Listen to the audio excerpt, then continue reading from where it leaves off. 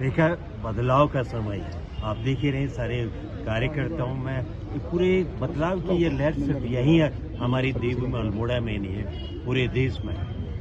चाहे हमारे सांसद हों 10 साल की या दिल्ली की में बैठे हुए प्रधानमंत्री, कहाँ गया वो रोजगार जो प्रतिवर्ष 2 करोड़ की बात करते थे, जो प्रतिवर्ष कहते थे हम भ्रष्टाचार को दूर करेंगे, जो किसानी की आय को दुगनी 2022 तक कहते थे, तो तमाम आवासहीन लोगों को 2022 तक आवास दिलाने की बात करते थे, जो महंगाई पर लगाम लेने की बात करते थे, जो कहते थे टनकपुर से बागेश्वर का रेल का संपर्क भी कुमाऊं का पूर्ण होगा, जो चौखुटिया से रामनगर जो टनकपुर से हमारी जौल जीबी, ये यूपीए सरकार की देन है। और ये धरती है अल्मोड़ा की धरती।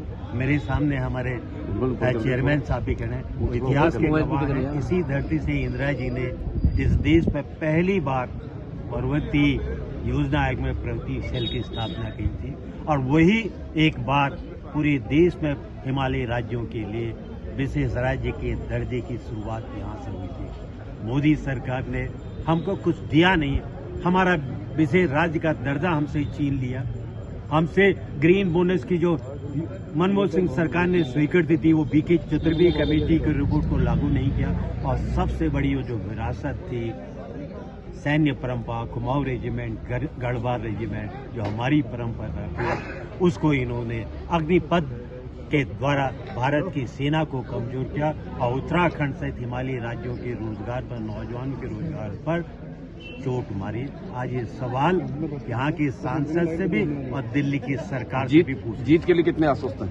मैं जीत के लिए पूरी आश्वस्त हूँ, क्योंकि इस समय देश में एक बदलाव की लहर है कि हमको लोकतंत्र को बचाना है, हमको अपने तमाम उन संवैधानिक इंस्टीट्यूशन को बचाना है। आज तो इलेक्शन कमीशन भी 2 दिन पहले इस्तीफा देता है, जिसको 2 साल तक चीफ इलेक्शन कमिश्नर रहना था, जिसकी नियुक्ति 24 घंटे के अंदर रिटायरमेंट की बात हो चुकी थी। आखिर उसको क्यों जाने के लिए बाध्य किया गया है। इसलिए मैं पूरी तरह आश्वस्त हूँ कि हम यहाँ पर जीतेंगे। सिर्फ यही नहीं जीतेंगे, हम 500 सीट जो 2009 में हमने उत्तराखंड की जनता आज फिर या 2024 में उसको दोहराई। धन्यवाद।